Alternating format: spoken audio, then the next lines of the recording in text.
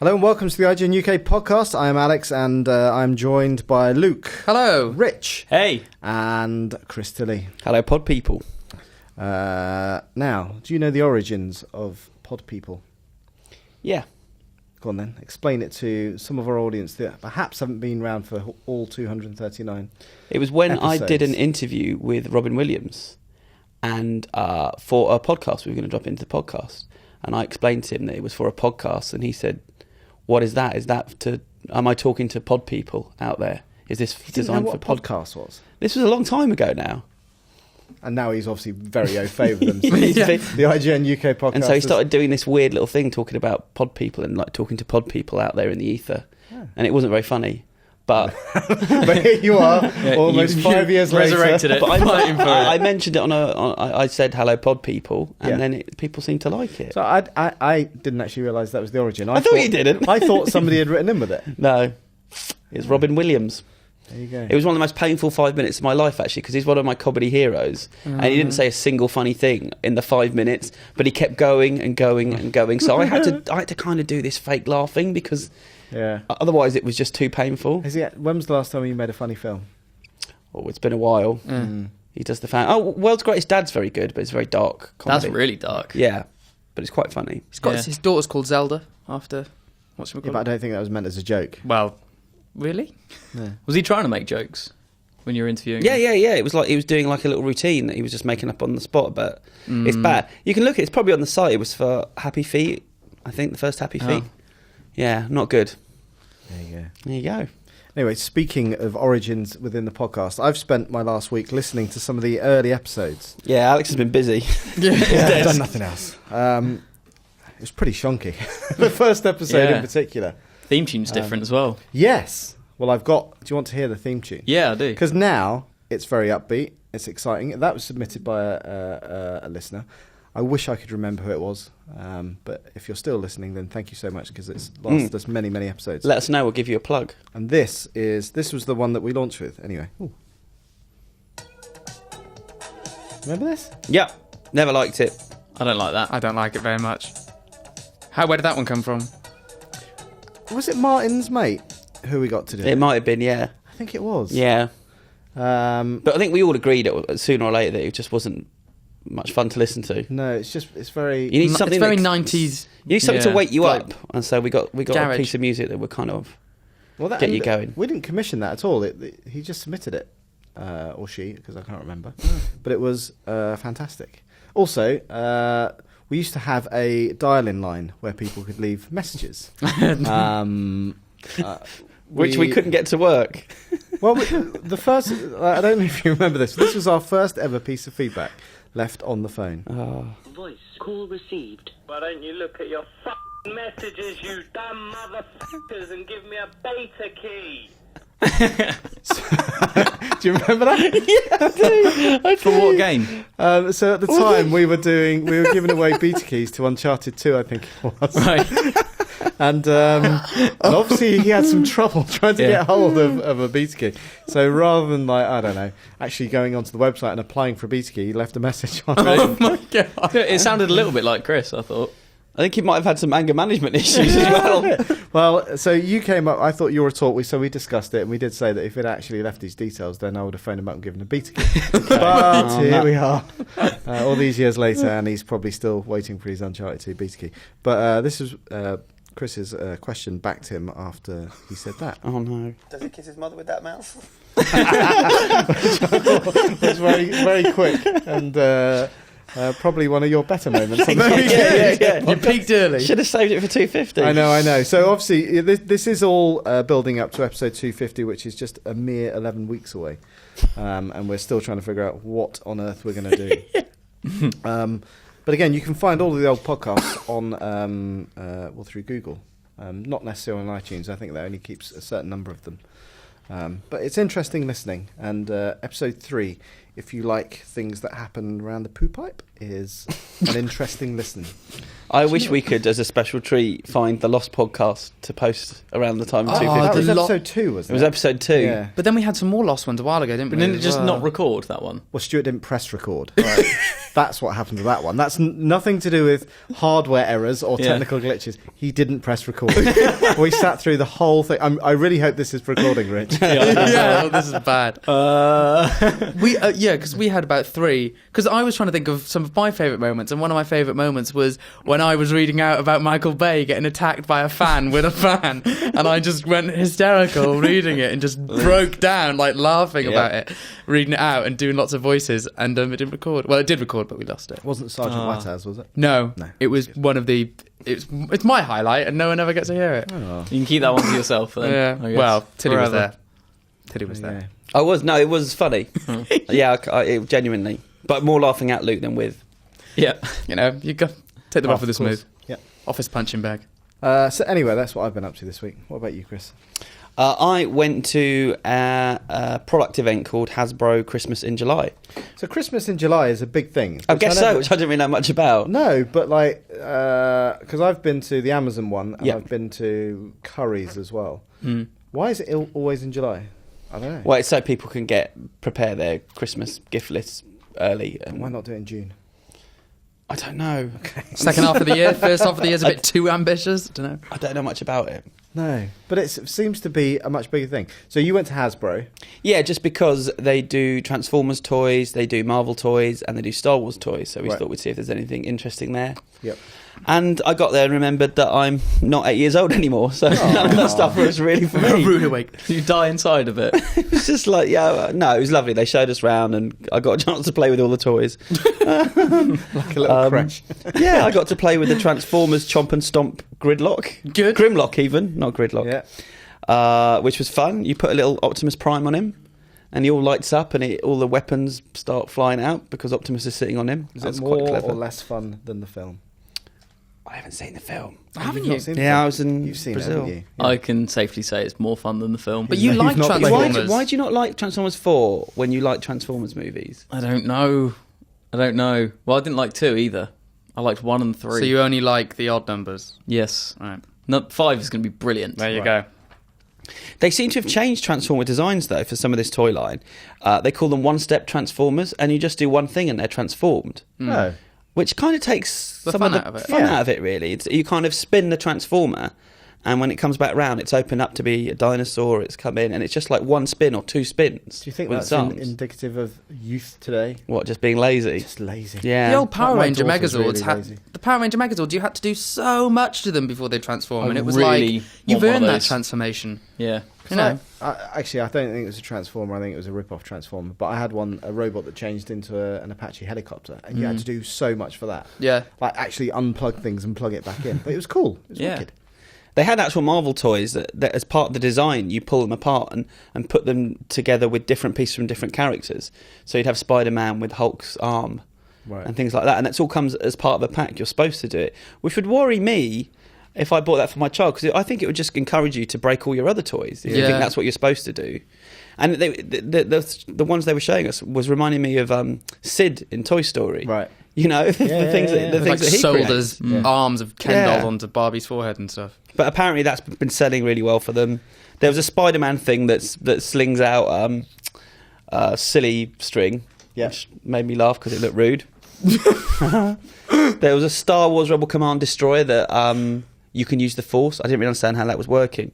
But there was a kid with It's not real. a thing in his hand, and he would go like that, and then the thing on the floor, the destroyer, would move. Right. It's like he was using the Force. Oh. Magnets. And there It's always was, magnets. on the gaming side of things, there was a Nerf gun with a GoPro camera attached to it. And he showed me doing it. You fire the Nerf things everywhere, and then you can put it on your computer, and it did look like a first-person shooter. Right. So I can see the idea behind It wasn't that. a proper GoPro, though, was it? No, it I was wasn't. going to say, because that would cost a fortune. They call it the Nerf N-Strike Pro Cam, Right. and it's just got a little built-in camera. So how But much is that? that is £85. Wow. That's a lot of money. You is can a probably buy a ton of real money. gun for But you that. could shoot films of you like Yeah, but not from Toys R Us. you could make films of you shooting your friends and stuff, and then turn them into little movies on your computer. Yeah, that's quite cool. I could see the idea behind that one. But yeah, some of this stuff's out, some of it's not out yet, but it'll all be out come Christmas. No whiff of any new Star Wars toys or anything like that? No, they only had that Star Destroyer. Right. Nothing else. So that was my little event I went to. Well, Rich and I went to the Currys one, and I guess we saw, how big? We saw a 4K TV. Yeah. It was... I think it was 72 or 62. I think it was in the 70s. Yeah. I think it's one of the biggest 4K TVs that they've got in the country. And it was amazing. Like, really? The level of detail, like when you get up close, and you can stand like a foot away from it and not have that pixelization or anything like that. Yeah. But it was... I think, 25 grand. Yeah, 25 grand. So that's more than 4K. It is. Exactly. But they are bringing out I think it was a 50-inch one for 6 grand. Yeah. At the same time. Okay. So I guess that one's More than 4K. That one's like super luxurious, and it was curved as well. I'm not a big advocate of curved TVs, but I think that did work. Well, for you that can one, catch 'cause your it was face so on the big. corners when you walk past it. Or It's not that curved. But also, yeah, because so that one was LG, and they had a Samsung next to it, and the LG is curved. So I think it was something like if you put, was it 600 of them? Yeah. Then they form a perfect circle. That's the level of the curvedness. Whereas the Samsung, it's 400. It's more curvy. Right. But Do you like them curvy? I do like a nice curve. Yeah, me too. But you do lose pixel definition around the edges. And I'm not talking about TVs. I now want to do that. I now want to put 400 in a circle and just stand in the middle and watch. That would be pretty badass, sitting in the middle of that as your kind of your setup. Or you could just turn around and look in a circle and Well, just... there's not a TV behind it. Yeah. No, but you can just look in a circle anyway, because it's going to be a circular... Was that so? Like, rather than watching TV, you just look at a blank wall. Well, no, just... That's a ridiculous thing to say. No, because you can only watch one point on the screen at any time, right? You can't see it all. So you'd have a screen that was attached to your head and look around. Or like a that. mirror. But if Would it's- you have like a mirror kind of thing so you can see other stuff No, behind that's you? ridiculous. Right. But Okay, if no, it- that's... imagine if a horror film was filmed in 360 and then Something sneaks you- up behind you. yeah, and it was like an immersive experience Well, where you were part of the... That's kind of what the Oculus Rift is. It's virtual reality, reality. isn't it? Yeah. Yeah, Rich. Anyway, we've lost Yeah, we've lost our train of thought here. But I want 600 4K TVs. That's basically the gist of this. So if you're listening, If you're wondering what to buy Alex for Anyone? Christmas in July. There you Only go. well, I'll go for the 50 inches. It's only £6 a pop. If I was good at maths, I'd do that. I'm not. Me either. I wasn't paying attention, so I don't know how many you need or how much they cost. 600 times 5,000. Anyway, let's go on to this week's news, shall we? You're I up thought first. Like 3 million or 300,000. I thought Rich or had seen something he Or liked. 30,000. Oh, Yeah. Oh yeah, I did. Yeah, I saw the No. That's why we talked about yeah. it. I saw the Android watch. So I don't know if you saw the Google I/O a couple of weeks ago. If you're into that kind Is that of the thing. Google Eye Opener? Is that what it's called? No, it was basically a keynote that they I know did. that. I know that. Yeah. Just for those who didn't. Good.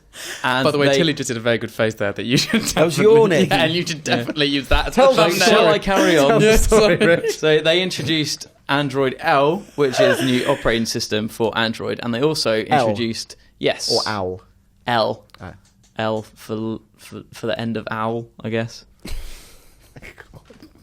No. And they also introduced the smartwatch technology that they'll be using as well, and I think it looks really good. I think I'll probably go for it if Apple's one doesn't come up to the I still caliber that they don't have. see the point of smartwatches. Yeah, what's the point of a smartwatch? Oh, that's the question. Yeah. I can't- What, and you're going to buy one, and you're like, yeah. No, It's just I- cool I, though, I isn't see it? the point, but I think that's exactly what I want one. I think it looks cool. I can see the functionality So you'll there. spend £200 or whatever it, because it will be. Yeah, but then That's you can what buy I a want. really nice watch for £200 But anyway. I'm being ignorant here. What are the cool things that smartwatches do? Tell the time. Well, it connects to your phone, and you can like change your music, and you can see like your pace when you're running, and Everything you a can phone set. does. Yeah, it's everything a phone does, But but, on it's your like right watch. there on your wrist. For me, I Because think, it's a long way to reach around and take it out your back pocket. But the point is, isn't it? it's, Yeah. it's smaller, it's more convenient. There's lots of other But you've still got to have it functionality, connected to your phone, barometers and things. right? Do you yeah, still- yeah, you still have to have it connected to your phone, but then you can That change your watch faces. Oh my I god! think there's going to be some apps that come out that are going to be really good. What for about it. the Rolex Like what? app that puts I don't know, diamonds I'm on not the a edge? developer. I'm not a developer. But You're for not me, convincing. do you know me. what the one thing for me about it is? I'll be able to change my music on the tube because my watch will be right there when I'm crammed in on the tube. I can't get my phone out. I just get my Ryanair Headphones. elbows out and just push people away. But you can't really choose what you listen to. It has to be what you've already set up. Why aren't you listen listening to the IGN-UK podcast? Why are you listening to music? From put it on and episode let it one run. onwards. to. from episode 1. Honestly. I want an iWatch. So Well, Okay. when I get one and everyone's jealous. Side note, won't that drain your battery on your phone even quicker? And like, seeing as the phone only lasts about 20 minutes anyway. No, not really, because it'll be the watch's battery and it'll just be a Bluetooth connection. and that's I imagine that would still drain you'll have some. to charge your watch every single day, most likely. Most probably, but when And if it's when do you Apple sleep again? with your watch on? What? Well, you But it's- just take it off and charge it. No, but it's just like another your phone. thing that I need to charge on top of my 2 phones, my iPod, my iPad, and everything else. I don't need... Alex cares about climate change. I've had Easy money bags. Yeah, exactly. I've had All this right. watch since I was 21. You won't have yours for that long. No, Upgrades. And this still tells the time without Yeah. me having to charge it. it's a good point. I still want one. I win. So was that Curry's in July, or was that Curry's Christmas in July thing, or was that just a... Yeah, that was That was Curry's Christmas in July. Right, am I Anyway, the only one who hasn't been to Christmas in July? Yeah. Right, well, this is just... Okay. Just would have liked to go to Christmas in July. You get Why Christmas don't in you December. have your own Christmas in July? Every day's Christmas. Why don't you bring mince pies in tomorrow? Yeah, all right. All right. Can you buy them at this time of year? I don't know. My afternoon You sorted. can make them. There you go. Wow. Let's move on to the news. And last week was EVO, which, for the uninitiated, is a fighting game championship, isn't it? It is, yeah. So, Was it Vegas? Is that where it took place? let's say Vegas. Brilliant. Yeah. You know your fighting games. I do know my fighting games. I don't really...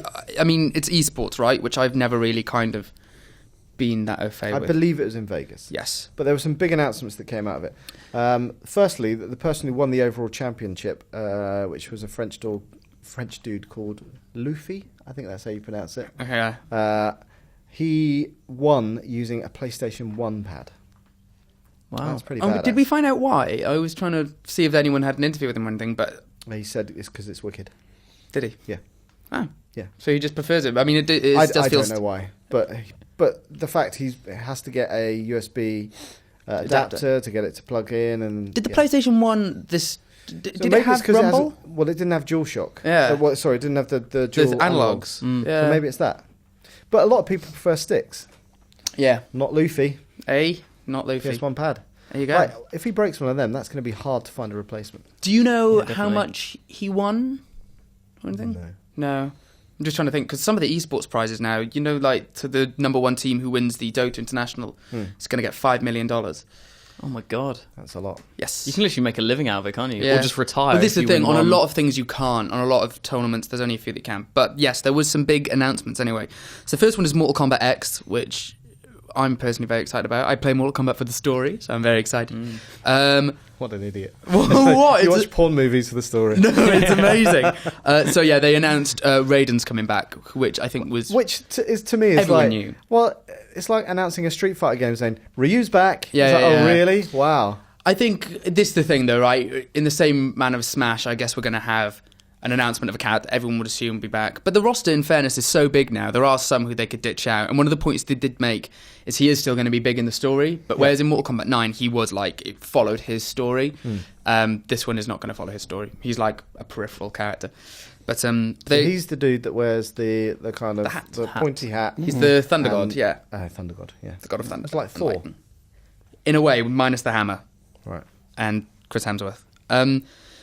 But yeah, so they've done the whole thing of the 3 different versions of him fighting again. They're all pretty much what you'd expect. But yeah, so Raiden's back, and his fatality, we've got his fatality on site, which is pretty cool. What What does he do? He ends up throwing the guy into the air and electrocuting them like in the face until it Wow. explodes. That It would looks hurt. brutal, doesn't it? Yeah. Max? Yeah, they've really upped the ante. So yes, so that looks good. Then the other bit of a news. So, just very quickly, Okay. the prize pot was... No, that can't be right. How much? It could be. If it was like £20, probably not. $20,000, but that was 2010. Go on, continue. Yeah. Yeah, so that's... Anyway, I think... So you've got 3. You've got Stormlord Raiden and Thunder God Raiden. Yeah, so there we go. And then the other announcement, which we definitely went off without a hitch, was Tekken 7. Yep. And not really much shown about that. We just saw a brief trailer for it, like a teaser trailer that was grainy footage saying it was the final battle between Kazuya and Taihachi. Again, I play Tekken for the story, so... What? Exciting. What? That's really exciting. Is it? Well, yeah, think about it. It's been going on for so long, and they're such dynasties, kind of, the characters. The characters, they all have their own stories. They all interweave. All right, tell me, what's Law's story? Oh, Law's story is always really... Well, his son, because Martial Law was the original Law. Right. And then Forest Law was his son, Okay. who is the one you've played as most recently in the games. Yeah. And yeah, so Martial... Why is he called Forest? Don't know. I mean, Martial Law is obviously a pun in it. Amazing. Well, it is. It's fun. So anyway, Tekken 7 is coming, and it's going to focus on Kazuya and Heihachi's final battle, and apparently Heihachi's wife, who the implication from the trailer seemed to be he might have killed her, but that Kazuya got the devil gene from her, and I don't think we've ever met her, but she could feature in the game. So Right. exciting.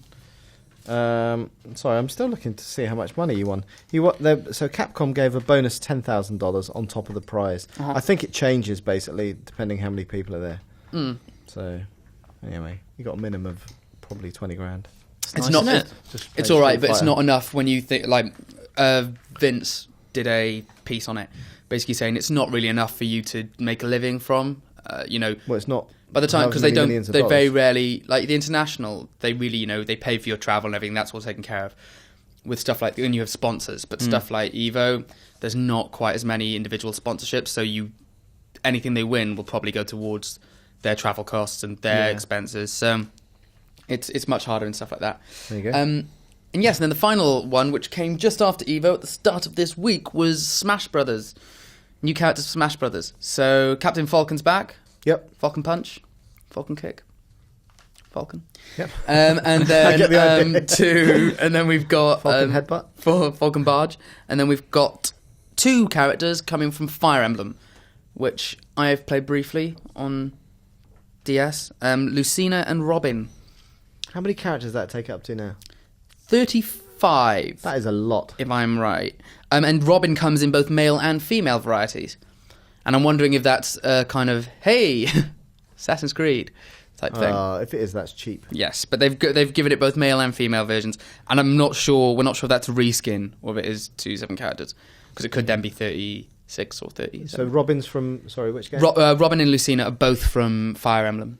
And Robin is a boy in Fire Emblem? Or is it a boy or a girl in Fire Emblem? I haven't gotten that far, but that's the question. Because that's maybe why there's a boy and a girl Yeah. skin, is because that's what it's You'd like in Fire assume. Emblem. So there you go. We've His research. Raiden, Tekken 7, Yeah. 3 new characters. Big Nice. big fighting game week. I've got some news. Good. So at E3, EA did a beta for Battlefield Hardline, which is now closed, but they have announced that they're going to make 10 changes to the game. Do you want to know what they are? Not all 10. No? How many do you want? Pick 5 of the best. 5 of the best. All right then. Transport vehicles are going to have more health. It's not one of the best. Okay. I think health is a funny word to be associated with the vehicle. It is. I'd say it can take more damage. Yeah. Auto cues will be tweaked to give more valuable situation awareness. Good to know, but that concerned me. Yep. 2 rolled into 1. Heist and blood money will last longer. Excellent. There you go. Yeah. That's what you've been Cash. waiting for. Bit of cash. Oh no. What's going to be my last one then? Oh, it's a more interactive world. That means doors, radios, ammo lockers. Okay. It's quite vague, but... I'm just going on what they've... Okay. And those were the best ones?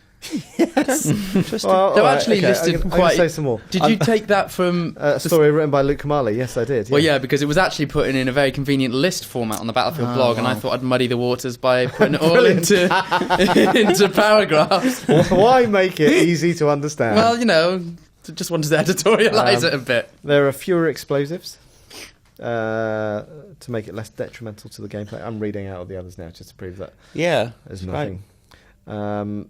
The mechanic class is going to be improved and renamed, but we don't know what to. Well, that's quite exciting, because they're asking for suggestions, so it's kind of like, name that class. Well, it's kind of like an engineer, isn't it? Handyman. I don't know if it was Handy. called... I don't know if it was called the engineer in Battlefield 4. If it was called the engineer in Battlefield 4, then maybe they changed But it. mechanic just sounds like he's going to go and Take do care of your some stuff in vehicles, car. which are the getaway vehicle and stuff, making sure it doesn't Handyman. break down. Handyman. There Quick you go. fit fitter. Yeah. Good. The in-game HUD. This is 2, according to IGN's Luke Kamali. The in-game HUD and customization screen are going to be cleaned up. And differentiated from Battlefield 4's. Yeah. I'm speechless. But I think it's good that companies listen to what readers want. I'm sure Slow news nobody day. went, can you make your audio cues a bit better so I've got better situational awareness? I'm sure they didn't say that, but they probably went, I can't hear what's going on, he sneak up behind and shot me in the face. Good. That's how people who play Battlefield. Yeah. No, that's good. Listen to your players like we listen to our listeners. Do we? Yeah. Yeah, we respond to feedback. We do. We read out most of the or we just feedback. crack up at it. And let's see how Luke's done with this week's feedback. This month isn't going well. I remembered there was a massive bit of news this week that we haven't got in the running order, but I just looked it up. I just remembered it. It was in the mainstream news as well as the geek news. Thor is a woman. Oh, yeah. You heard about this? I have not heard about this. What's I've heard this? about it, but I don't know the Well, details. Thor's going to be a woman. It's not like her surprise the entire time. But yeah. Yeah, Okay. Thor is no longer worthy enough to wield his magic hammer, and so a female Thor will be taking his place. Wow. He's been a naughty boy. It was quite strange the way they announced it, though. You know that there's the American version of Loose Women. It's called The View. I didn't know that. Yeah, and Okay. it's got Whoopi Goldberg on it and a few TV presenters. And so they announced it on there, on this very, female-facing show. Whoopi Goldberg was the one that made the announcement. It's very... I'm guessing this is in the film, not the comics. No, this is in the comics, not the film. Oh, right, okay. Yeah, so the opposite of what you Yeah. said. so it's a complete It's a swing and a good miss, guess. really. It's completely Oh, wrong. I would have thought they wouldn't have had any interest in the comics, really. But I think it's. Oh, more- it's the view is Yeah, just awful. but yeah, it's a big bit of feminist news, though, I think. Yeah. And they're... So, actually called Thor. Actually called Thor. Yeah. So, This is not She-Thor, this is not Lady Thor, this is not Thorita, this is Thor.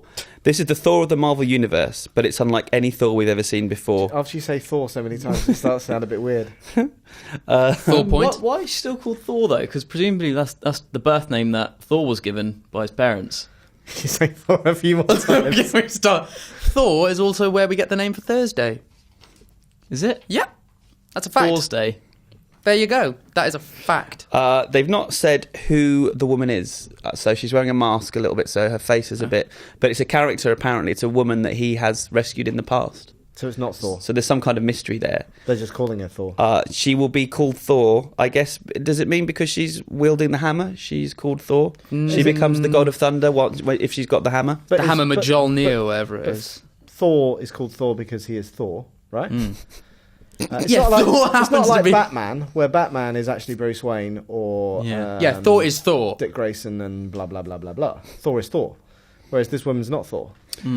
Also, but this woman is not She-Thor, it's not Lady Thor, it's not Thorita, this is Thor. I'm pleased she's not Thorita because that's I was concerned. This is by the Thorita. Thor of the Marvel Universe, but it's Okay. unlike any Thor. But then I that have no doesn't more make sense information. but Thor hasn't died, so But we're just he's going to been have... a very naughty boy. Yeah, he's just been a very What did he naughty do? boy.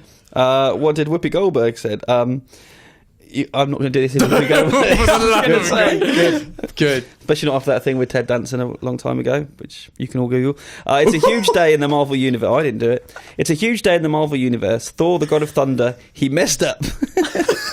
And He did. He went for a bit of a. Please don't do that. and he's no longer worthy to hold that damn hammer of his. For the first time in history, that hammer is being held by a woman. So it's not really Thor. It's someone who's holding Thor's hammer. I don't think they've thought this through. Thor. So- this through. Yeah, but it's not She-Thor. It's not not Thorita. Thorita. It's not Lady Thor. Not Lady Okay. Thor. This is the Thor of the Marvel Universe. Is it Dame Right. Thor? I guess we'll find... Shall I move on? But I just thought that was something interesting What? to bring no, up. let's talk about it a bit longer, shall we? But it's not Thor, is it? Okay. Thor. Right. It's not She-Thor. Let's move back to the news that we were going to discuss. Yeah, so I spent yesterday, early in this week, I just went to...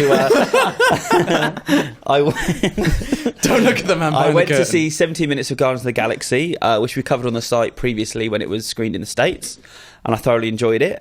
Kevin Feige was there, the head of Marvel Studios, and he screened a little bit behind-the-scenes footage from Avengers Age of Ultron afterwards.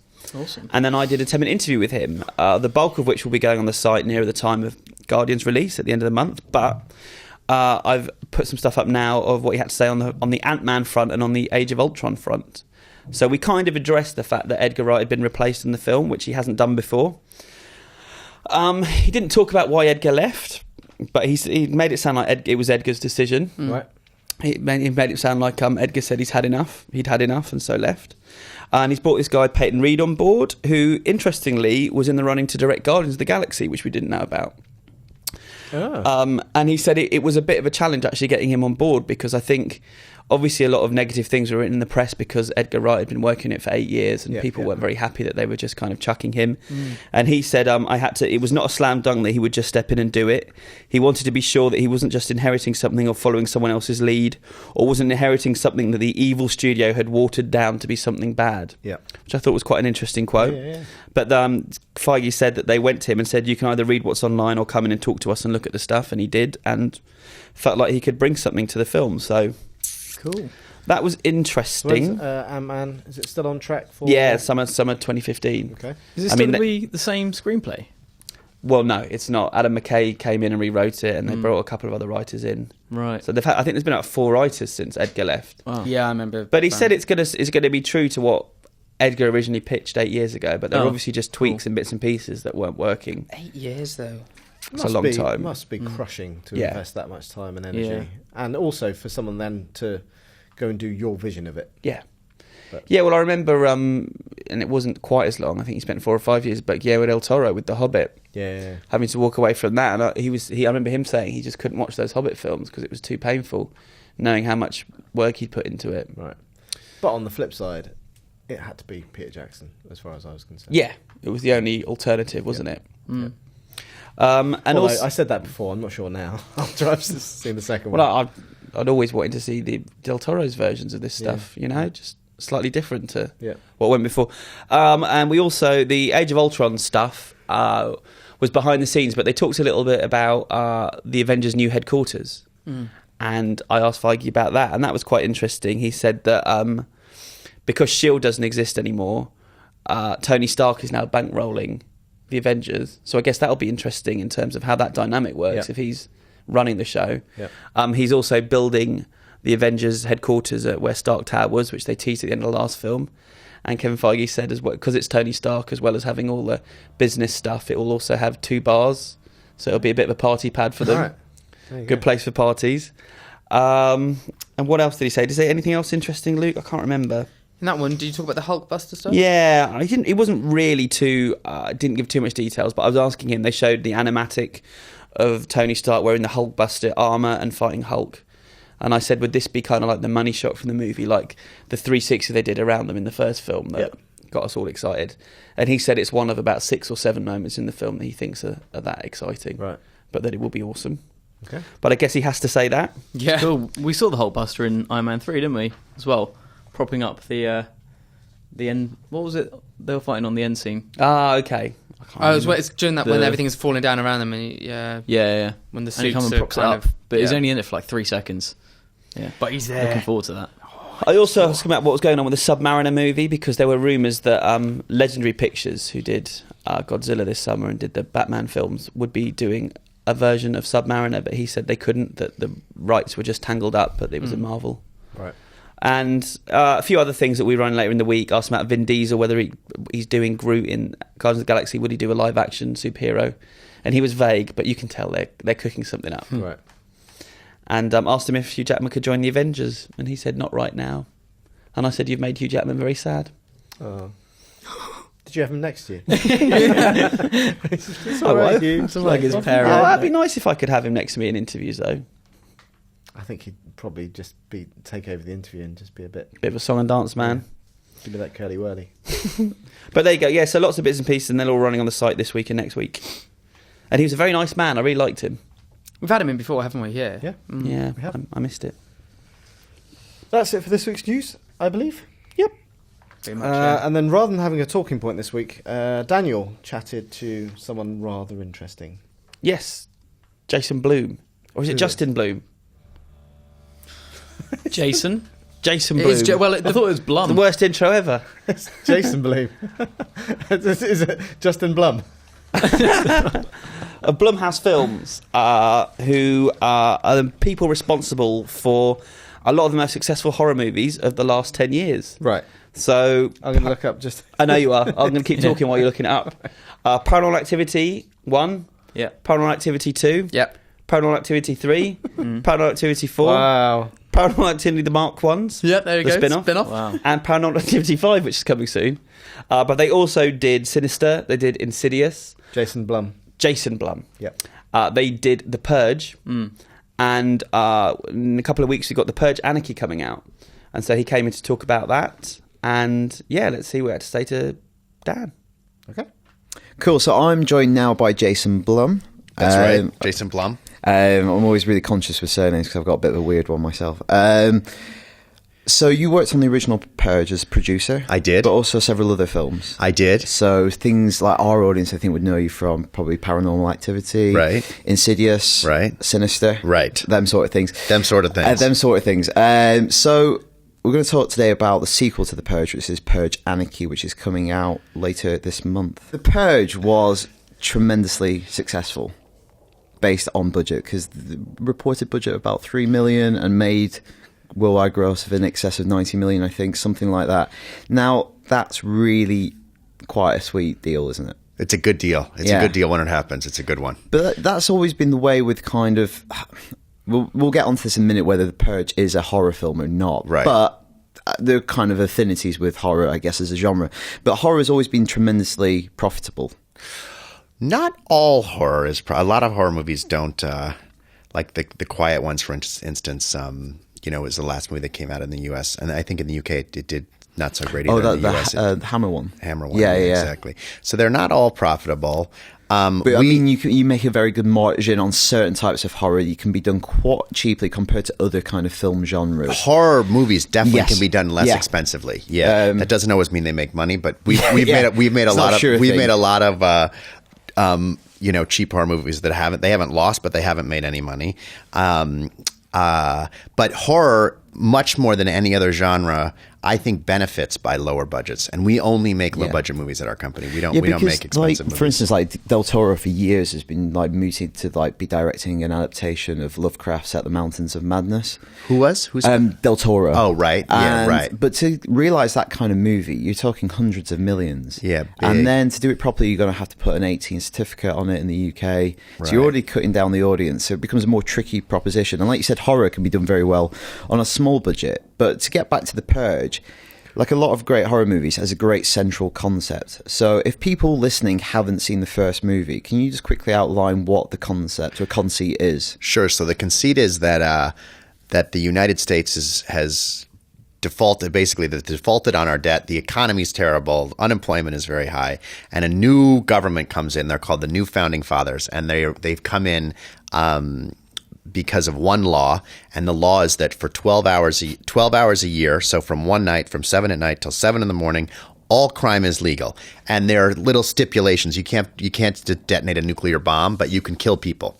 And there's two sides in the movie. There's two sides to this. There's people who think this is the worst thing in the world, which I would tend to agree with. But there are people who love it, and it's affected the statistics of the unemployment is like 1% because unemployed people are mostly dead, and the economy is booming. So it's helped statistically the new America. But morally and ethically, it shows that the society is just completely corrupt. What is the origin of that conceit? Because the idea of like a new political order coming in, did that come out a few years ago when there were new kind of political parties emerging in America, or? The original idea, James DeMonaco wrote and directed the movie, and he had the way the original idea happened is someone cut him off. He was driving in Staten Island, which is where he's from, New York, and someone cut him off, and he was like, "I'm going to kill that guy." And his wife was in the car and said, what if that was legal? You should make a movie about it." That's where it actually started. Now he made a movie about how horrible it would be if you actually could do that, but that's where it started, and then. The conceit originally was, there's still a lot of talk about it, but there's not as much talk as there used to be about the huge debt in the United States. And a lot of countries have it, obviously. Yeah. and the idea of what would happen if we actually defaulted on the debt. And none of this is in the movie, but the backstory that we talked about before we made the movie was if the U.S. defaulted on the debt and let's say China called the debt and they took over the United States and they installed a new government and then the new government started this, or the new government started this law. That's all backstory, not in the movie, but that's the stuff we talked about. So happily, we took that out of the movie because it's pretty boring to hear Nobody about. wants to hear about No one deficits. wants to care. Yeah, International economic deficits. Yeah, It's yeah, not people- really like no, box office, is it? Yeah, no, exactly. But it was box office. It's tremendously successful, and a year later, you're returning with a sequel. So what? Was there an idea like you'd strike while the iron's hot, getting a sequel a year later? Were you set for a sequel? Were there already ideas in place? Should the first film prove successful? Yeah, definitely. So you're already geared up for it. If the first movie, we always thought if the first movie worked, the first movie was a kind of a tease. It's more of a home invasion movie. It's location. Like I watched it again last night. Oh, did it's you? kind of Yeah. like location bound. Where in the second film, it's not. And we'll get onto that in a minute. But yeah, it's a more kind of focused film in some ways. Like we the first movie was like a tease, and when we were making the movie and when we showed the movie, a lot of people said, and we also thought, like, I want to see what's going on outside that house. Like when those guys knock on the door of the first purge, they're these bad college kids who upset this family, and they've obviously been on some rampage, but you never get to see it. So the second movie, we always said if we got the chance to make the second movie, we'd like to make it about what goes on outside in the purge. Yeah, because it feels like watching the second film, the camera almost like pulls back and you start to see what's happening across the city at large. Yeah. And is that why there are no kind of returning characters? You always knew that from the beginning, that you wanted to focus on new characters, new stories, new kind of situation, really. Well, and we resist the template of the first movie. Yeah, well, we killed Ethan, so unless we did a prequel, we couldn't bring him back to life. I think that was a result. I don't think we thought about we want to have the characters come back or not. One character comes back, but I suppose Lena Headey's character is not in a place where she would. She wanted nothing to do. She's not in a happy place. She's emigrating. She moved to London. Yeah, where they don't have a purge. Yeah, exactly. We'd have a really mild manner purge. Yeah, we'd probably slap someone. She moved to the Game of Thrones. Yeah, yeah, much safer in that world. Yeah. But yeah, and I think the concept is like you could go on for. I mean, we have a million ideas of other purge movies we'd like to make, so I hope we get to make them because you could tell a lot of stories with it. I think. That kind of feeds into my next question. You've obviously worked on franchises that become annualized franchises like Paranormal Activity. Can you see that with The Purge? Obviously, some of that's contingent on what this film does, but like you said, there's already ideas in place. Yeah, I like doing franchises because people are really cynical about them, and that's the same reason I like horror movies. Like people are cynical about those too, and I like kind of being the underdog and then surprising people. So on the Paranormal Activity movies, and by the way, sometimes this happens. I think Paranormal Activity 4 we did not get right, but Paranormal Activity 3, I really like 3. Very much. That was my favorite one. Yeah. I think that was the best of all of them that we've made. Something about the nostalgia angle that's particularly affecting. Yeah, because my favorite part of the first movie is when they find the photograph in the attic. I think is my favorite moment of the first movie. Yeah, and it almost feels like 3 is based on that one moment, teasing it out. It was. Oh, there you go. That's a lot what we talked about. Yeah, it does feel like that. So like that's interesting. We went back to that moment. Yeah, and we show the fire and stuff. So to answer your question about The Purge, I don't know if it'll be every year, but I hope so. I think there's a lot, like I said before, I think there's a lot of stuff we could do. I'd love to do something about the revolutionaries, the people who think The Purge is terrible and are trying to stop it. I think there's a movie in that. Because I feel like people who might just hear the kind of the one-line summary of what The Purge is would be kind of surprised by Purge Anarchy, because you start to delve into the wider story, a kind of political conflict. I'm emphasizing those elements, but it feels like you started to get into the realm of world building a bit more. Yeah. This time I think that's true. I think we did. I think we tried to expand on the concept. It would have been very easy to do the first movie again. I know, but that would have been but I'm saying like like Another Family. Another one-shot kind of story. Yeah. I don't think you can get away with that I don't think you can get away with that twice. The key of doing a sequel, obviously, is you have to make it different enough so people feel like it has a reason to exist and that it's new. But you can't make it so different that people are like, why is there a 2 or a 3 after the title? It has nothing to do with the previous movie. So I like working in having parameters to work in creatively. It's the same thing as a budget. When you only have a limited amount of money, it forces a parameter around what you're doing. I always think that makes for better movies. Yeah, because you sometimes say that like impositions create inspiration. Like with poetry, and you know that a poem has a set form. Yeah. You kind of wrestle with the line, and then you come up with something that's better than if you had absolute freedom. I'm going to crib that from you. That's good. But I was going to say that about time as well. With an annualized franchise, knowing that you're kind of clock watching, right. Do you like working under those conditions? Because you know you've got to deliver a film by X date. I talk about that a lot. It's the same exact thing. I wouldn't like it if that's all we did. Yeah. But it's very freeing to have 1 or 2 or some of the movies that we make under that time clock, because it forces you to make decisions, and there is something very freeing about that. Yeah, because one of my favorite films of all time is John Carpenter's Halloween. Yeah, and made by a bunch of kids in a couple of weeks, and again, that's necessity, creating things that if you had 6 months of pre-production. Would that Michael Myers mask be scarier than a William Shatner mask that they painted white? It wouldn't be. It wouldn't be as good. Yeah, and it wouldn't be as, like, I don't know, just that inspiration comes from those kind of impositions in that. I think that's especially true of horror movies. Like, I don't think you're not Spider-Man for $5 million is not going to be very good. I don't think. I think there's certain like Marvel movies that you kind of you need a big budget for, Godzilla, whatever. But I think horror movies are scarier when they feel more. They're more relatable when they feel kind of grittier and lower budget. Yeah, I think money can gets in the way. Yeah, look at the Carrie remake. That just feels so bloated to me. It should have been a good movie. Yeah, the whole movie's in the trailer. So. Why no? But why was it? But why? I mean, a Carrie remake, if that movie didn't exist, is a cool idea. I would think it would be good. Yeah, but it wasn't great, was it? No. Anyway, moving on.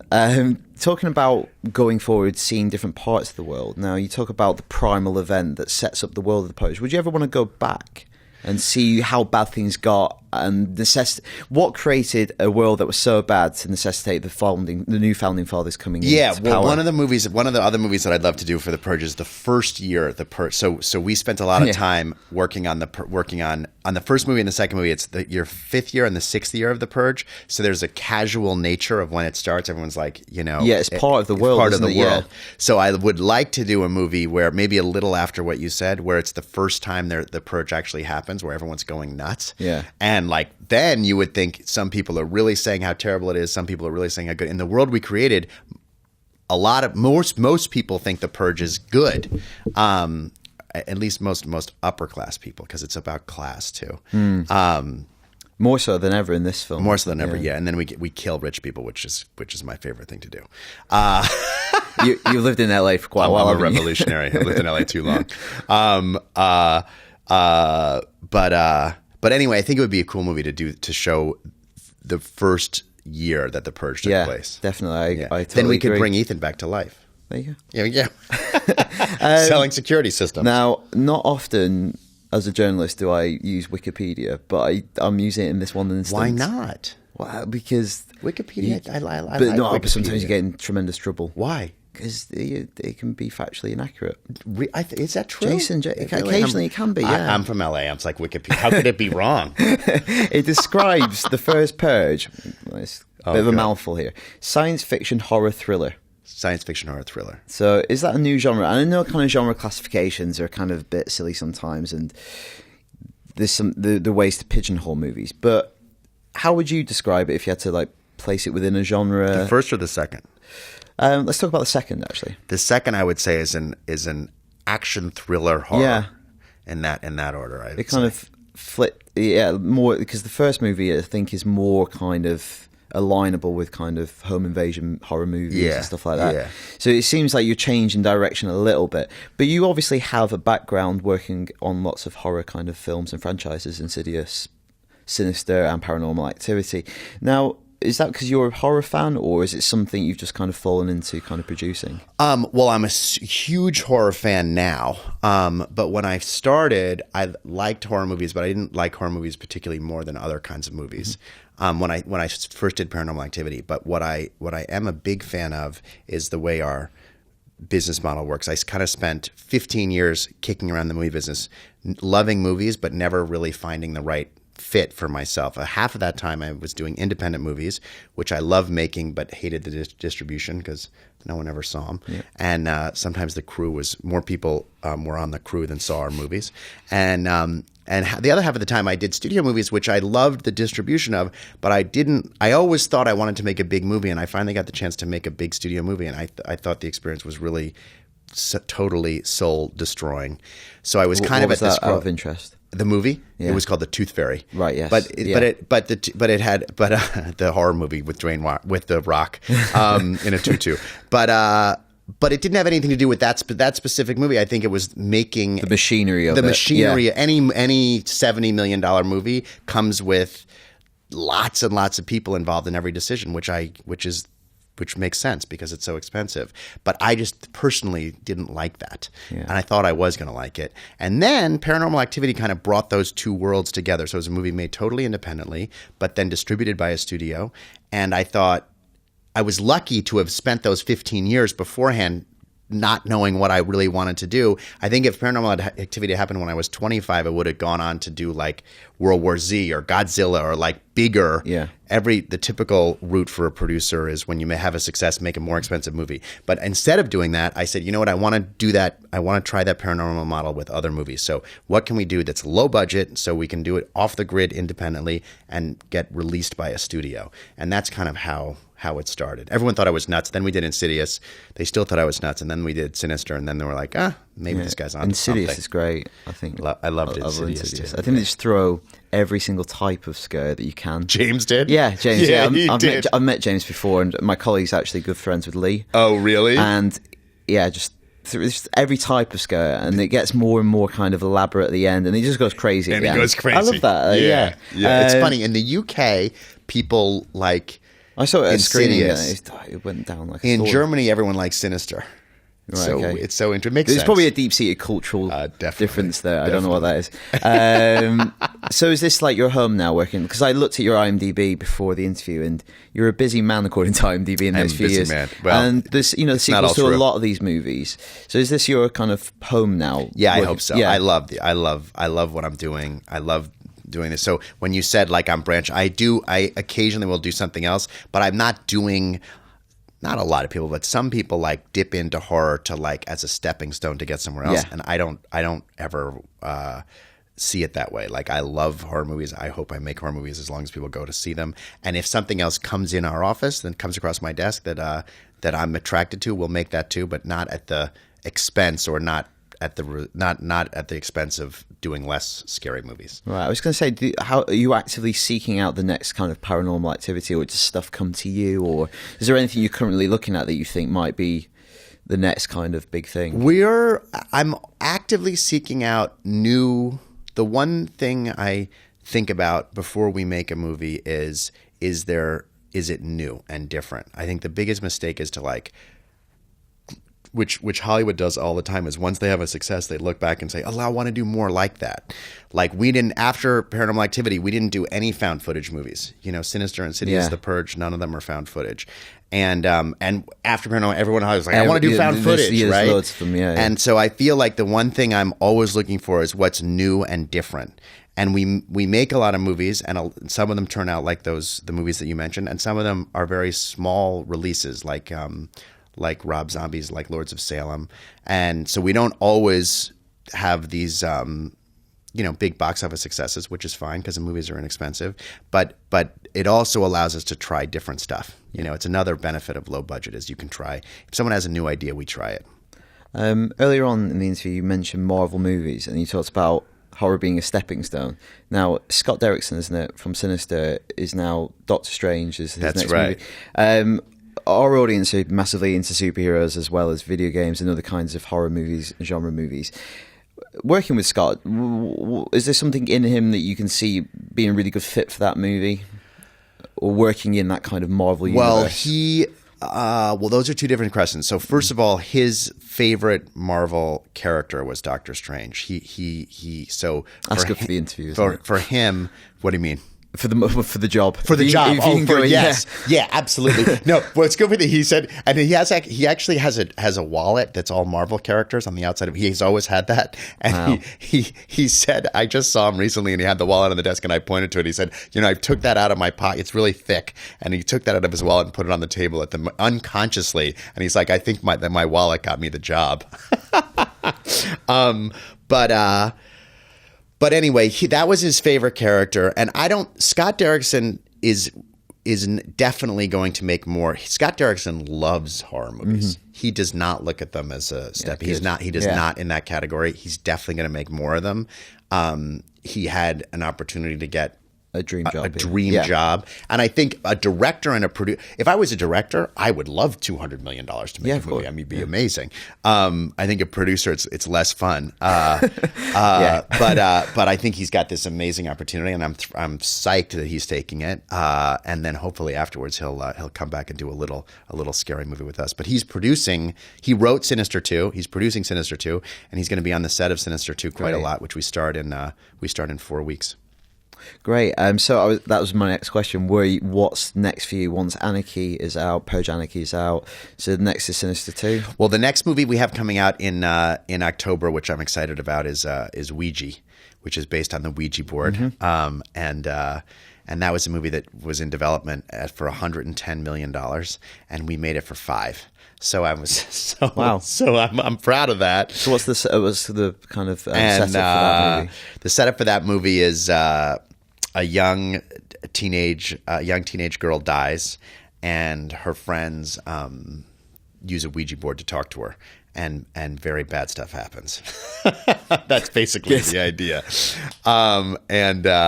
And I'm happy with the movie. That comes out in October. And then we have this movie, which is not a horror movie, a movie called Whiplash, which was in Cannes, that also comes out in the beginning of November in the UK. And then we have Amityville, which Frank Calhoun directed, which comes out the beginning of January, which is a super weird version of Amityville, which I'm excited about again, because everyone's cynical about Amityville. So I think they'll be pleasantly surprised. And then at the end of January, we have an erotic thriller we did with J-Lo called Boy Next Door. Okay. So those are the next three or four movies That's pretty that we have eclectic. coming You've got out. Cannes, erotic thriller. I know. I love that. You know who I learned that from, really? Is Ryan Murphy and I remade The Town That Dreaded Sundown, which is a horror movie from the 70s, a period movie actually made in the 70s about something that happened in the 40s. And he's really kind of tuned into high-low. Like he's like, and doing different things. Like this guy who makes Glee and American Horror Story and The Normal Heart, and they're so different. And I liked his perception about that because I think he kind of has a good handle on that kind of thing. It'd be interesting to see how the other stuff helps out when you go back to the horror as well. Like, I think it does, though. Yeah. I think it makes you better at making horror movies if you're kind of looking at other things. Constantly saturated with it. So one last question. Paranormal Activity is hugely popular on our site. What's the future of the kind of franchise? Is there kind of a roadmap, or you take it one film at a time? We're taking it one film at a time. The next film we start shooting in, which is technically Paranormal 5, even though it's the sixth movie. So we start shooting that in September. And I will say about that movie, one of the things that I think people were frustrated about, definitely in Paranormal Activity 4, but in generally with the franchise, is there are a lot of unanswered questions. And this movie answers that was our goal. Okay. So it answers every question about it. And in fact, there's a group of us who kind of develop them, and one of the comments that someone made was, what would we do for Paranormal Activity 6 or 7, depending on how you're counting, if we answer these questions? And I was very happy that the response to that was, let's not worry about, let's go for it. Yeah. So we're going for it completely. You could defer the explanations inevitably. I know, it's so boring. It's not, and everyone will lose interest in already. The Marked Ones was a better movie than it. Did you see? I've not seen the Marked Ones. Marked Ones was it wasn't as good as 3, but it to me it's definitely, it might be the second best one, but a lot of people didn't see it because 4 was kind of disappointing. So anyway, we're really shaking it up for the next movie. So either it'll work or not work, but at least it's going to feel like satisfying. So that was what Dan and Jason had to say about the current state of horror movies. And you can see The Purge Anarchy, which is in cinemas in the UK on July 25th. There you go. Let's move on to listener feedback. Who's got the first piece? I do. So this isn't really a question. I just kind of wanted to open it up to the group because it confused me. Oh, no. There was just someone called Adam Wrigley wrote in saying, I think Luke's underwear was shown in last week's podcast. 1, I don't think that's true. But 2, there's no kind of quantifier here. Is he saying he wants more underwear, he wants less underwear, or... I don't know how to interpret that. Yeah, at all. well, read the feedback. Should it kick off with something like this, Alex? Well, he's the person in charge of reading I know. feedback. Well, you know what? You're just trying to make it about you, again. I'm not. It's a genuine question that was sent into our email address. It's not even a question. But why do you think he's telling a mistruth? I don't know. Well, did you watch and check and see? Well, no, because I was there. I lived it. I felt. Let's have a look now. I'm going to have a quick look. The good thing about last week's, though, was your faces. It's a blog roll image. Yeah, everyone loved that. So yeah. So there you go. So that was one thing. I'll see if your pants showed. Okay. Well, I've got a piece of feedback from Shiraj Verheila, something like that. Hello, podcast lads. Sony is targeting Wii owners with a PS4. I've never owned a PS3 or 360 and still want to experience all of the PS3 exclusives. So the question is, should I still buy a PS3? Now, this is a question, obviously, we have answered many, many times. So thanks for picking that one, Luke. wasn't really a lot of choice, actually. So they're about 130 quid for pre-owned, and with PlayStation Plus, I've already accumulated a ton of great games. Oops. Hello and welcome to the That's last week's Podcast. Right. Or should I just skip the last gen, save 200 quid and jump straight to PS4? I think if you are going to get something, you should get PS4 and you should get PlayStation Now when that comes out. And yes, your pants are showing. Not where. They are. Did you say no, they're not? No, I just went up. Right, okay. It's like, what have you already had to scrub through? Was that it for that bit of feedback, though? That was, yeah. Okay, I'm going to go on to the next piece of feedback, which is from Johan Jigsfed, who says, with the upcoming generations of mobile processors, they claim that they will be as powerful as the PS3 and Xbox 360. Is it possible that in the far future there will be gaming phones that will be able to connect to your TV and using separate controllers if preferred? Similar to when consoles took away the need to have a DVD player. Look at UART, which is even built on a phone chip. Is this phone console even a possibility? And if so, when could we see it? It's definitely a possibility. Absolutely. Bring back N-Gage, as far as I'm concerned. If you think that the architecture behind PS4 and Xbox One is now in place for the next, 7 years, say, think how much iPads, phones and that can move forward in that time. A huge amount. So I think it's going to get to a point where phones will become even more powerful. Well, it's interesting because when I spoke to Andrew House and Mark Sidney last week, one of Mark Sidney's points was you can't, because everyone's like, oh yeah, what do you think's next for the PlayStation? He's like, you can't, 2-3 years in the future, you can't. He's like, when we did the PlayStation 3 and for the first 3 years of that, smartphones weren't a thing. It's the last 4 years smartphones have become a thing. And, that's impacted their way of their design things. It's been a bit longer than that, but... But, this is the point he's making. It's very difficult to predict what's going to come next. No, but completely, yeah. By the time we hit the next generation... In terms of graphics at the moment, you've got kind of mid-range PS3 graphics on your iPad or iPhone now, so... But with the new iOS, because it's got... they got Metal, which is just a code name for better graphics... but that's offering apparently console-grade graphics. The problem still, I think, is the controller input. Yeah, you need a physical controller, don't you? I think so. I've even trying to play GTA, which is kind of optimized for iPad. It's really hard when you don't have a physical control. It's also touchscreen controls don't really work for me. But there's a few peripherals out and about, aren't there, that you can just plug in and they are analog sticks, but they don't really... Until I think it'll get to the point where, well, even with PlayStation Now, you're going to get Sony TVs that have got it built in, and you can connect your DualShock whatever to them and play without the need for anything. So it's going to be the same as that. So.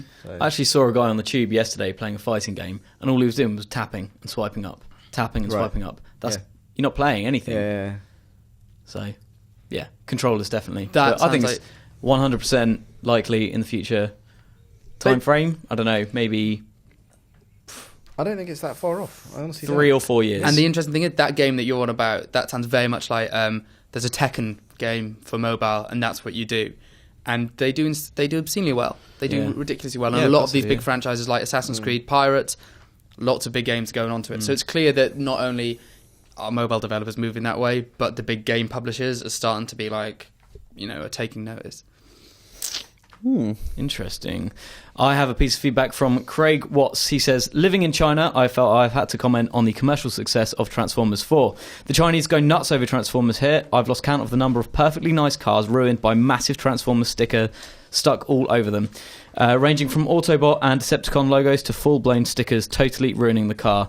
I don't know if this is happening in the UK as well. It's not. Like, we don't have... Thankfully, no. We don't have any of that. I think you get kind of boy racers 17 kind of to 21 who stick loads of stuff over their car, like go faster stripes, whatever, take the badges off, that kind of thing, but nothing, no kind of like decal transformer. Just things on happening. that, I swear it was the last World Cup when everyone had those bloody flags out of their I've windows. seen quite a Yeah. few this year.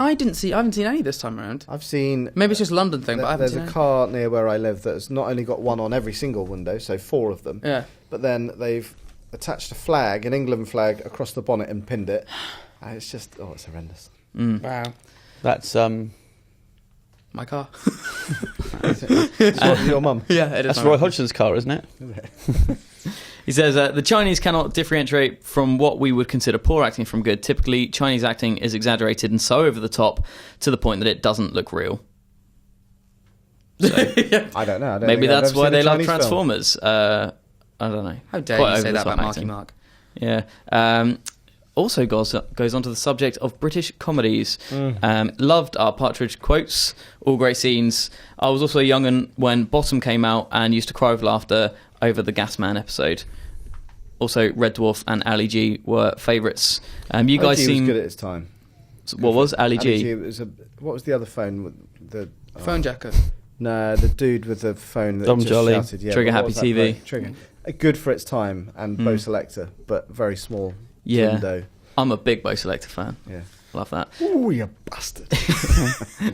You guys seem pretty good with quotes. I know them when you say them, but couldn't reel them off like you do.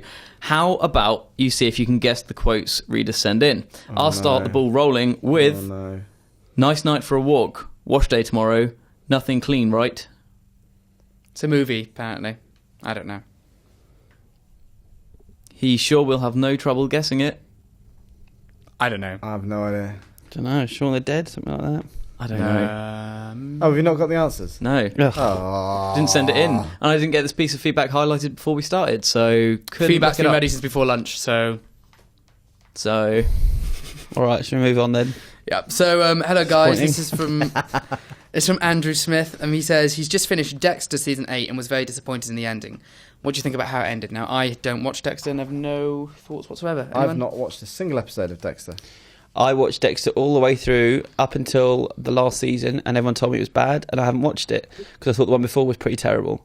So I actually don't know how it ended, which is a bit frustrating. But I've had enough people tell me don't bother; it's not worth it. Yeah. So yeah, I think everyone's on the same page when it comes to that show. What a shame, because it was so good the first 2 or 3. Have you don't watch it, do you, Papa? I watched the first episode 2 or 3 times. That's where you went wrong. That's not how TV series work. I'm not just meant to watch didn't one check. episode 4 over and over episodes at the again. same time, over and over again. Oh. Good. Mainly because I fell asleep each time I tried to watch it, which same thing happened with Game of Thrones. I just thought, if I'm falling asleep So have during you not this... watched Game of Thrones? No. it doesn't. You fool. I know, but somebody in the office is in the same situation as me. He's bought Game of Thrones on Blu-ray and he's watching them, getting through them. He's going to hand them Is back it to Dan me. Kilby? No, it's Adam Dorey. Okay. So should watch it. hopefully I will enjoy it. But yeah, Dexter, never fell in love with it. All right. It's brilliant until the end. Can I just say, Terminator, that quote. Oh. Ah. Say it again. Do it in Terminator voice. I was going to. Yeah, go on. But I don't know if it's Just do it in Terminator Schwarzenegger that voice says it anyway. anyway. Nice night for a walk. Watch day tomorrow.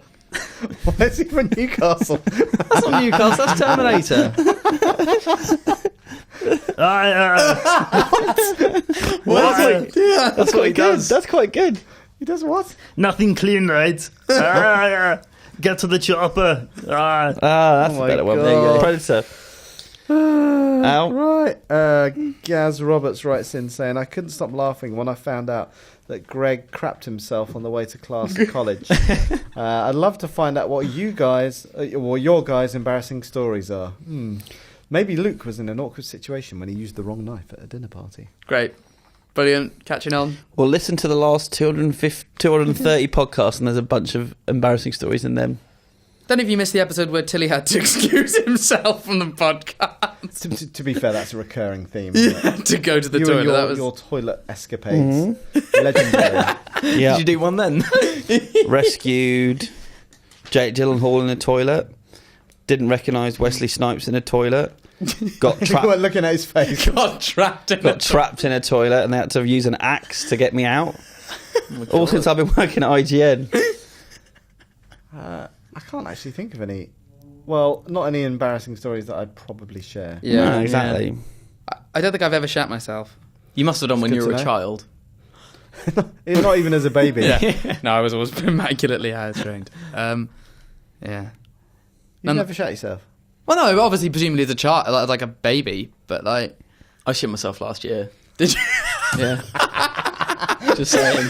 I had food poisoning. It was horrible. You shat? Did you? I Did you? was fart? in a state where I couldn't move. Where were you? I was in my bed. Okay. Yeah. Oh, I'm sorry, listeners. This is unnecessary. I threw up when I was What? ill, coming home from work. I threw up on the tube, so I had to get off. Oh, that's an embarrassing one, actually. That'll do me. I do. One of the first times I properly drank spirits was before our house music competition. So we were all kind of drinking for Dutch courage before you go on stage and have to perform. And That's so a good idea. so I was trying tequila for the first time. Not really au fait with tequila, and so I did 3 shots in quick succession. And I quickly started coughing, my eyes started burning, it all went a bit wrong for me. So I threw up, but I didn't want to we were in the school, so I didn't want to get the floor dirty. So I threw up, caught it in my hands, and then promptly just tried to throw it away and move out the side. But I slipped on it then. I stood in the stuff that I dropped on the floor, slipped in it, and hit my head on the floor. And so yeah, that was quite embarrassing. It was in front of people as well. So yeah. You know, embarrassing stories don't have to involve bodily functions that will make our listeners switch off. Shall we move on? Yeah, I got an email. Thanks for picking this one, Luke, because it's not something we address every other bloody week on the podcast. But thank you for the email, Lewis Potts, who writes, how do you get into a company like IGN or an industry like video game journalism? Is it all about qualification or about working your way through volunteer work? It depends. Any advice, Alex? Well, as you say, I've given lots and lots of advice. Yeah. Well, Luke got into it by pure luck. Yeah, I let's did. do- It was total fluke Let's do that. We Yeah. needed somebody, and you were the nearest person. at the time. But you do have qualifications. I do have qualifications, yes. I have an MA in journalism and NCTJ training. You'd never guess. I genuinely, I'm shocked at that. No, I do, yeah. I am, yeah. Which is proof that qualifications aren't everything. I thought you were homeschooled. Yeah. Rich, what was your way into the industry then? Let's go around. It was kind of through Alex, actually. Nepotism. So my uncle works for Square Enix, and so does Alex's wife. Yeah. And it just turned out that you guys needed a video producer, and everyone got talking. How did I not know Magic this? happened. I don't know any of this stuff. I know. It's just a mate of Alex's wife. It's kind of... Well, it's not even. It's less than that. It's Yeah. a nephew of someone that my wife used to work with. Yeah, pretty much. But I also have qualifications, which Yeah. is great. What are your qualifications? He can hold a camera. Pretty much. Yeah. I have a degree in TV and broadcasting. From where? Portsmouth University. that's a good one. Represent. Yeah. Alex? I have no qualifications. No, but you've been in the industry from before schools. School, exactly. Yes, I made this industry. That's why I'm in it. I'm not going to bore you with that story again. I used to be good at video games. That's how I got a job. Yeah. Well, I used to be on Games Master. With Patrick That was after Moore? I got the job. Well, he wasn't there, although I lived in the same town as Patrick Moore. But that's not why I went on Games Master. That was just pure coincidence. And mine's a combination, actually. It was I did do a master in journalism, but I also worked for free for quite a few places and just spent all my time writing letters to people asking for work. And then eventually someone wrote to me when a job came up. Yeah. But you've That's really got rare. it. I know. I was To actually get in contact with you. out of the blue, and it was my favourite magazine. It was the only job I wanted, and I nearly didn't get it for being overqualified. Wow. Wow. He was like, "We don't think someone with a master's wants a job like this as a staff writer." I was like, "That's the only reason I did the masters was to get a job like that." Yeah. But so you've just got to. I just think you just got to So they keep thought someone with a master's in journalism was overqualified for a writing job. a staff writer's job. Yeah. That's crazy. You get that a lot, don't you? Like people coming out of university Because they assume try that and they're go going to to work want. for McDonald's, and they won't let them work there. Well, the big 'cause thing it's- is they assume that you're going to want higher wages. Yeah. If you've put that much investment into your kind of qualifications and training, you're going to want a lot of money. Whereas, the less qualified you are, the more they can get away with paying you. No, but you would have thought that Is the notion. for a journalism job, you'd want someone who was that qualified. Especially like with NCTJ stuff, so like they're hopefully not going to get themselves or you sued. But I think the advice we give out before is Doesn't work for you. Not really. put yourself out there, but make It's a sure joke, you're by the writing way. every day. If you've not got any kind of freelance work, then be writing a blog. Yeah. Just keep practicing and getting better at it, and making also videos. try and build up all the skills. Mine was- Video editing, writing, sub-editing, understanding how to use all the social tools out there, because we're now looking for That people that includes can the do. phone. You wouldn't believe how many people don't like using the phone. Yeah. I do like You've got better, although the first time I told you to phone someone up, you practically shat your knickers. my way in was quite similar to you. I was pitching lots of freelance stuff and writing reviews for some MMO Did you work blogs. anywhere for IGN? What, in journalism? Well, before you did work experience at IGN. I'd done work experience at some. I did work experience at Games Master, and I'd done Did you? paid work Was that on. with Robin Allway? Yes, and I did paid work. I had paid work working for a toy trade mag, and I was offered the assistant editor job, and I turned it down for IGN. The assistant editor job? Yep. What? You'd only just done work experience? Yeah, and my starting wage was pretty impressive, and I turned it down. So the only to job come here. above you would have been editor? Yep. That's insane. Wow. Yeah, and I turned it down to come here. So, think yourselves lucky, I guess. Well, it must have been a quality publication if you could have gone straight to like the assistant editor job Well, you'd be without having amazed. any experience. You'd be amazed. I showed promise. Yeah. Wow. Yeah. But no, I did that for about 3 months, and then on like just a recurring kind of contract stuff. And yeah. Good. Any more feedback? That's it. That's Yeah. it. Let's move on to what's out this week. No games again. Brilliant. I know. What can I do? I suppose I could try and make a game in time for next week. Well, there's a big film out this week that 3 of us have seen. Thanks. Yep. So let's tell Luke the ending of Dawn of the Planet of the Apes. Yep. Now, we all saw that. I think we all thought it was good. I thought it was great. You thought it was great. I thought it was really good. Special effects are very, very cool. Exceptional, I would say. I didn't like it as much as Rise, Same. but I know Yeah. that a lot of people liked it more than Rise of the Planet of the Apes. It's made me want to go back and rewatch Rise. Mm. Because I didn't expect a lot from Rise, then I really enjoyed it. And I can't actually remember that much about it. I've got a terrible memory for films. Well, then you need whatever drug he was giving his dad in Rise of the Planet of the Apes. Hey, What drug? nice link. His dad's got Alzheimer's in it, and he's trying to. There you go. Yep. But no, it's a very good film. I think it's some of the best effects that's happened. Excuse me. Thus far using motion capture. You're right. Yeah, I just got my sentences mixed up. But in terms of motion capture, it's the best we've seen so far, isn't it? I think. Yeah, definitely. Andy Serkis and Toby Kebbell as well, who I don't think is getting as much attention as Andy Serkis, but he's brilliant as is it Cobra? Cobra. Yeah. The Ruthless. kind of the warmonger ape. He's fantastic. And I like Maurice as well. Maurice is awesome. Yeah. You know, Maurice is played by a woman. Yeah, I do. Yeah. Yeah. It's interesting. I thought the setting of obviously San Francisco that's been kind of overrun, I don't know if Decimated. you've played it, but it feels a lot like Last of Us. If they were to ever do a Last of Us movie, felt a lot like that. And it's just nice to They see are it. doing the last one. Yeah, I was going to say, they Are they? aren't they? Yeah. Yes. Oh, no, I did know that because it's the same story, isn't it? Yeah. That's Which right. we were the ones who got that I first. did know that. Yes.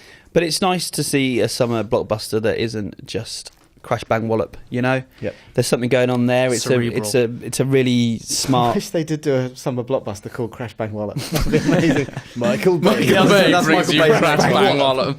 That'd be amazing. Oh, I was trying to make a serious point there, but it's Yeah, it's an intelligent film, though, isn't it? And so I think Cerebral. you can just go in there and enjoy it if you want to switch off as well. Good. Cerebral. Good film. And the other film out this week is the Pudsey the dog. Oh, not the. That's bear. that one from Britain's Got Talent. Yep, Why on It's earth got a did film. they make him film that? What's and it also, about? Wasn't that like a while ago? yep. I think David Walliams is the voice of Pudsey. Hang on, isn't it CG as well? It's not the actual dog. No, it's the dog. I guess they're CG the mouth because the dog can't talk in real life yet. But It's No, not that it's- clever, then, is it?